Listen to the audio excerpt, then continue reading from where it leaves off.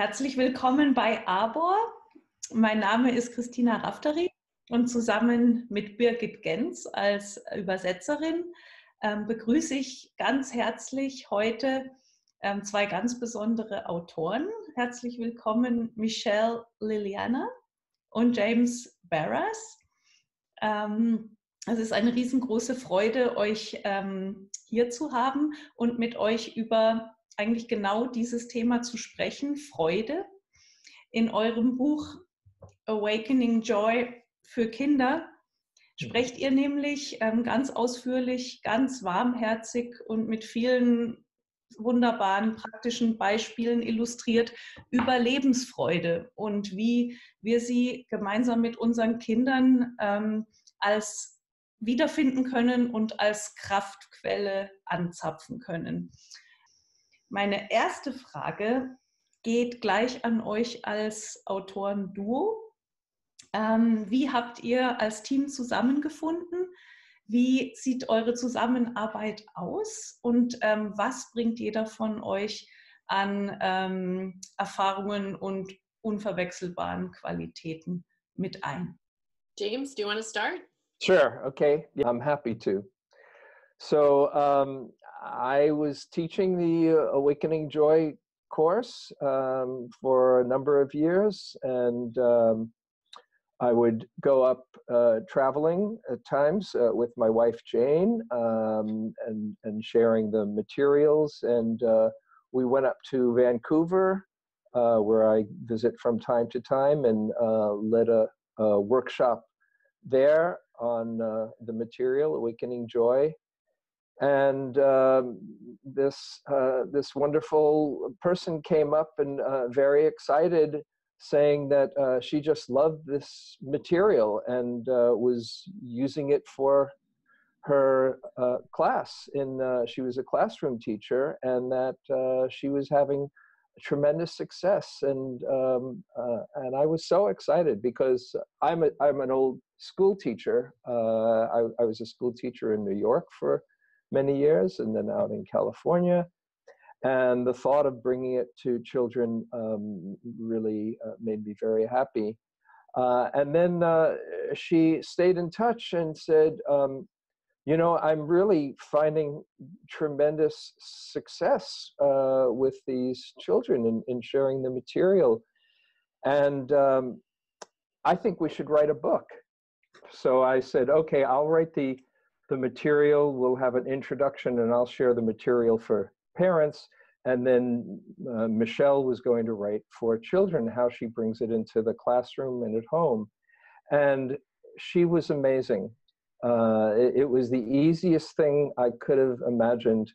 And she brought such energy and joy and vitality and expertise. It was really, it was a pleasure and still is a pleasure working with her. Wow, I'm taking it all in, which is part of what James has taught me, is to take in joy. I mean, he is the real deal. It's he models for me all these years. And when I met James and Jane at the course in Vancouver, and he said he was a school teacher, I just knew that this work meshed for me, because it wasn't way out in the ether. It was real on the ground work that he had done as a teacher in New York City. And we actually held hands before we went into the publishers and set the intention that this book would be joyful and easy. And we had a ball writing it, really. We had a ball. So James has been very open. Jetzt ist es ja so, dass das Thema im weitesten Sinn Achtsamkeit ja gerade als Trendthema, als Zauberformel gilt, Kinder in ihre Mitte zu bringen, zu sich selbst, zu ihrer inneren Kraftquelle zu bringen. Das hat für mich sehr oft eine große Ernsthaftigkeit, eine Problemorientiertheit. Sogar Fotos meditierender Kinder finde ich manchmal ein bisschen eigenartig in ihrer Statik oder ihrem sehr stillen ja, schwer. Kurz gefasst, ihr seid für Freude, ihr verkörpert Vitalität und Lebensfreude. Könnt ihr diese Freude als Kraftquelle noch mal kurz beschreiben? Yeah. So the way that James and I designed the work, and that I know works in a classroom and in a parent's life, is looking through the lenses of the steps of awakening joy, which are, for instance, I was just thinking about this, looking through the lens of loving others. So I might structure my day by the mindfulness as a teacher. When I'm writing with the students, I might write letters to pen pals. When I'm doing math with students, we worked on collecting money to help a group of people, another school in Africa. Listening, if I was working on the whole thing around listening, it might be around listening to others. So I take the lens of one of the chapters and bring it into my day and into my week. So it wasn't like the kids came in and we sat all day. We did sit. And I'm just thinking, kindergartens, even 5-year-olds would often sit for up to 10 minutes. I'd have older mentors who had worked with me, and they would be seated in amongst all the other younger children. And the younger children would look up to these students, and the older students would be so proud sitting there, and they would teach them how to do their breath work or mindful movement, because so many kids, it's very difficult to sit. And at some point, actually, when I retired, to honor James and all the work that we did, our entire school sat and meditated together, which was over 300 children. So it was absolutely amazing. And if I can just respond as well. First of all, mindfulness isn't only about sitting still.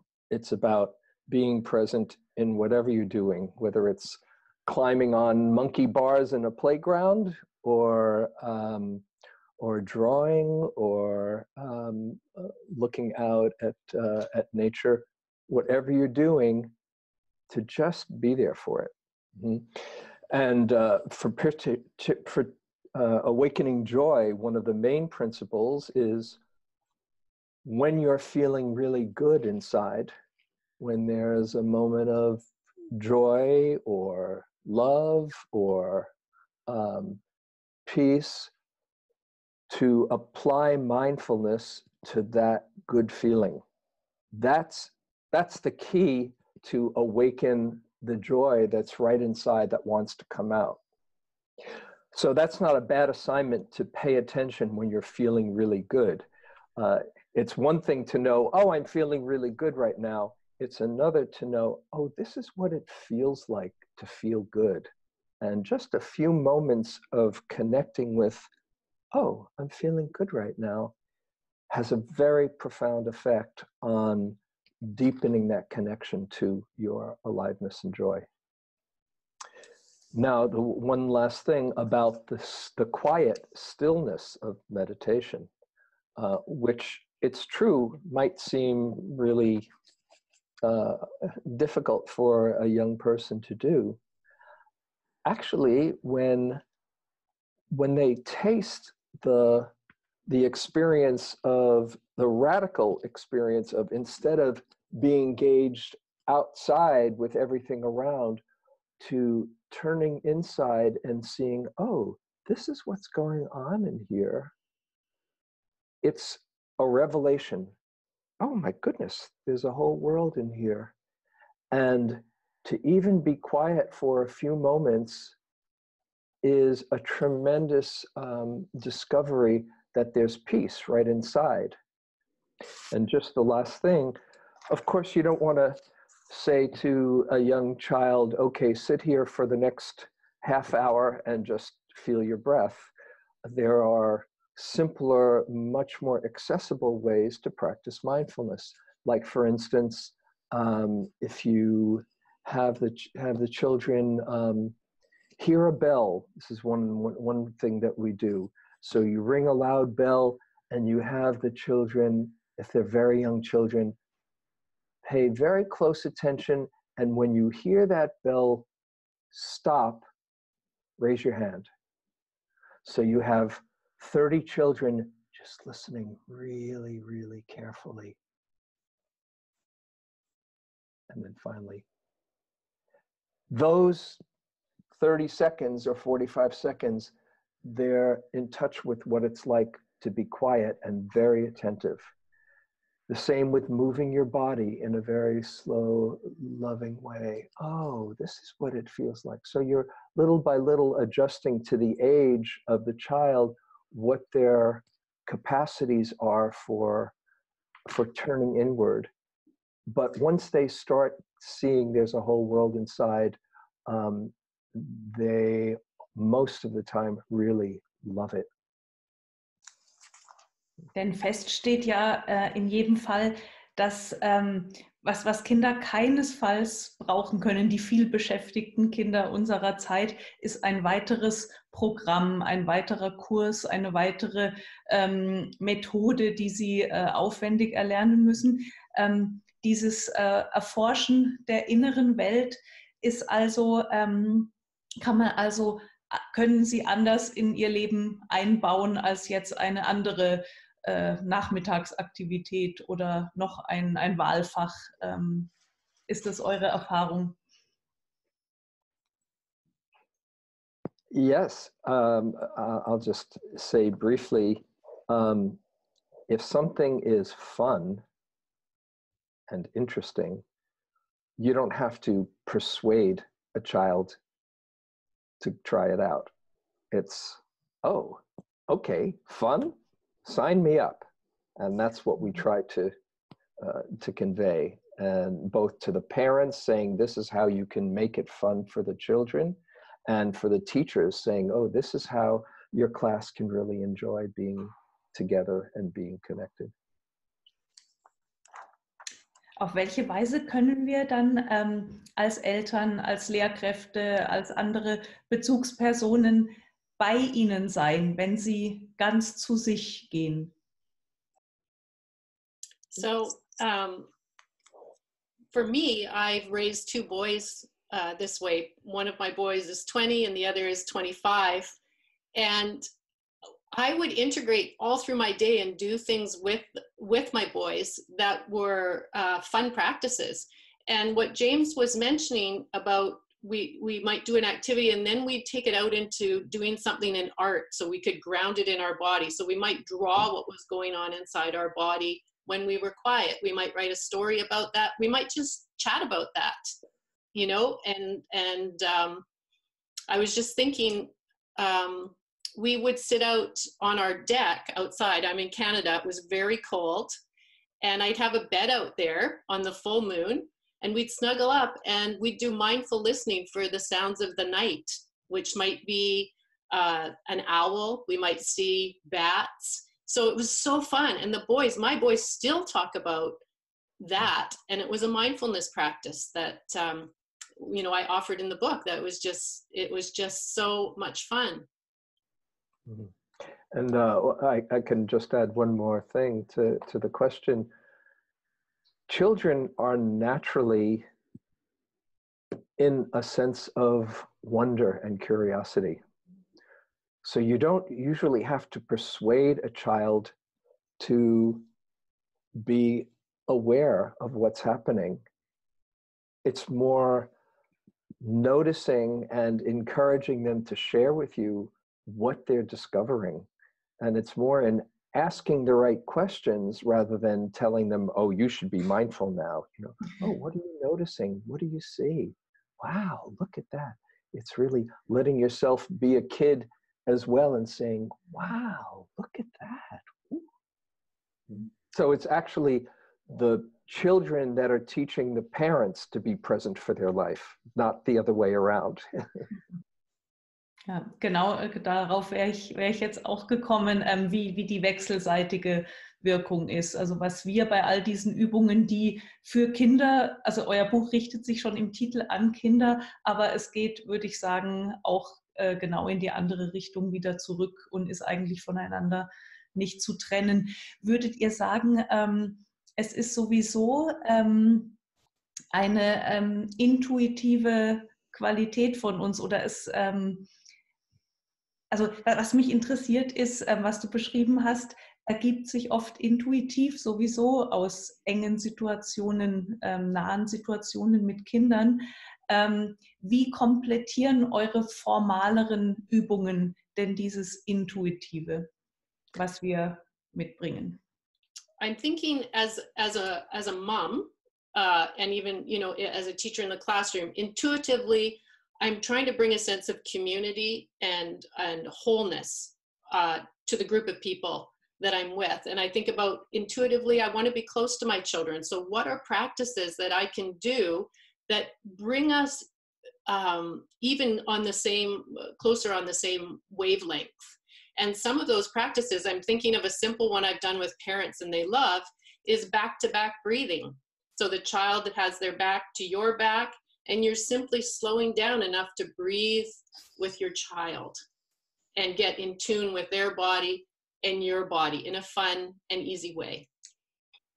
Mm-hmm. And also in the classroom, I might sit with all 30 of the children doing that exact same practice. They're back to back. And when they come in the room, they've come from all kinds of backgrounds. They might be upset that morning or happy or whatever. And we all come together in the same way. It might be a breathing practice. There's lots to choose from in the book. It might be a physical practice of yoga. It might be talking across from each other.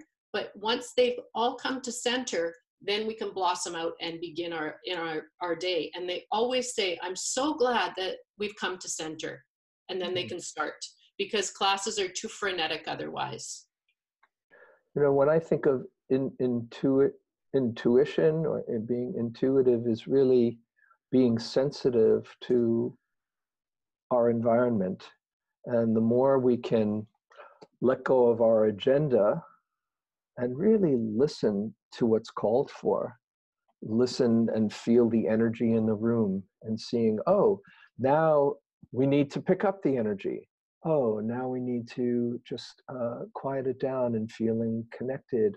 Now I need to ask the right question and draw this kid out. It's more a matter of, you can have a plan, but be willing to let go of your plan and get a sense of what's called for. And in that way, the mindfulness supports you being very present for all the cues around you. Eine abschließende Frage hätte ich aber gerne noch gestellt, und zwar an beide von euch. Welche Art von Joy, von Freude bringt euch eure Arbeit heute noch jeden Tag? Yeah, well, as I mentioned, I have left traditional teaching, and now I get to go into classrooms and bring the Awakening Joy principles as a guest coming in. And I love that. And I love art and expressing out. So last Friday, I had 30 girls and boys sewing, as James and I have done, little dolls that are called worry dolls. And children place their worries inside a little pocket that they sew out of fabric on these dolls that they make. And these are 12-year-old boys sewing away for 6 hours. They wanted to go all day. They asked to stay in at recess. They asked to stay in at lunch. And it built grit and persistence. And it was another way in for us to practice a mindful technique. And for me, I'm in a very fortunate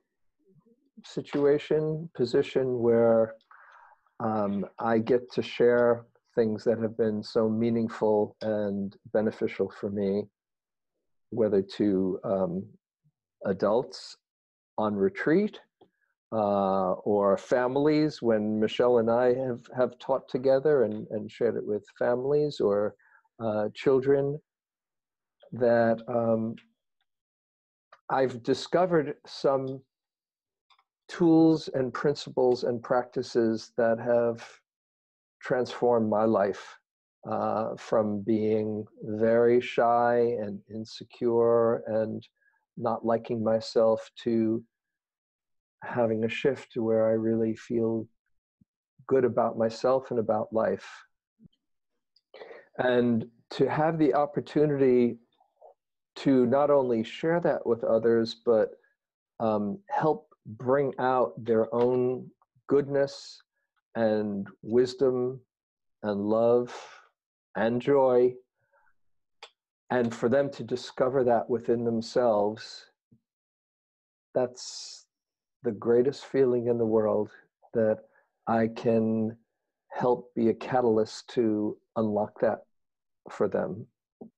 And in my mind, not only does that feel good, it doesn't stop there, because I see the more that somebody is in touch with their innate goodness and their love and their wisdom shines through, it affects everybody in their life.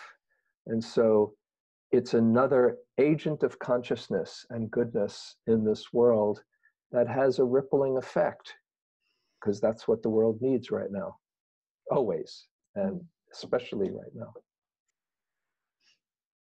Christina, there's something I would also like to say is so often, so much of these practices have been for adults, and I so wanted us to start with children. And drop by drop, build these children. As James has said, it spreads out to the world, and we see that we can make change. And the most amazing thing is, I've been at the same school I was at for 22 years. So just last year, I had kids I taught come back in as moms and dads with their little ones, saying, "Hey, Marcelle," and talking about the things that changed their lives 22 years ago. I mean, it's so rare that you get to see that spectrum of the things that we did when we were doing yoga and mindfulness, and now their little ones are doing it as well. So this book, the work, it really, really works. I know it to be true. I wish I could give people that gift. If I could get that one piece across, I just wish that for people. Also wir leisten unseren Teil dazu, weil wir auch überzeugt sind, dieses Buch und eure wunderbaren Ideen und eure wirksamen Übungen in die Welt zu bringen. Ich kann es wirklich auch nur empfehlen, Awakening Joy für Kinder im Arbor Verlag erschienen. Da steht alles drin. Es ging heute um Freude, und es war auch die helle Freude, mit euch zu sprechen. Vielen Dank im Namen von Arbor, wie schön, heute mit euch gesprochen zu haben. Thank you very much. Just so Pleasure you to be with you. We have a website, Awakening Joy for Kids, that has free practices. It's full of wonderful things. And we have James's website, Awakening Joy, and all his courses. So there are so many wonderful resources for you. So please feel free to contact us. Well, I want to say one last thing, and that is that you might not know this, but the book in America won the best book in parenting and family. It got the Gold Nautilus Award for the best book in parenting and family in the year 2016. It's a really good book, so I hope everybody loves it in Germany as well as in the States. Wir leisten unseren Teil dazu. Herzlichen Dank fürs Zuschauen und bis zum nächsten Gespräch bei Arbor.